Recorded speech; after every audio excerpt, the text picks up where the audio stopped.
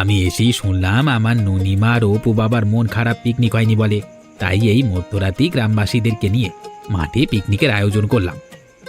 সত্যি বাবা? হয়েছে, এখন সবাই কাজে লেগে পড়ো দেখি। তাড়াতাড়ি রান্না শেষ করো, একটু বাদেই আবার ওরা সবাই চলে আসবে। কারা আসবে আবার? তোমার জন্য একটা বিশেষ ব্যবস্থা করা হয়েছে পিসি। তোমার পছন্দের সেই যাত্রাপালার ব্যবস্থা করা হয়েছে। এ রান্না শেষ হলেই যাত্রা শুরু হবে।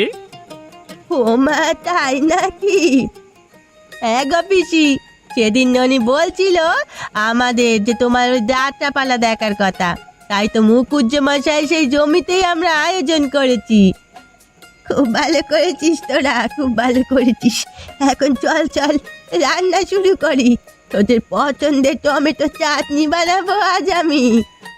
শীতের মধ্যরাতে এমন পিকনিক আমরা আরো করতে চাই বাবা, আমার অনেক ভালো লাগছে। আমারও খুব ভালো লাগছে। এবার থেকে প্রতি বছর শীতের সময় আমরা মধ্যরাতে পিকনিক করব।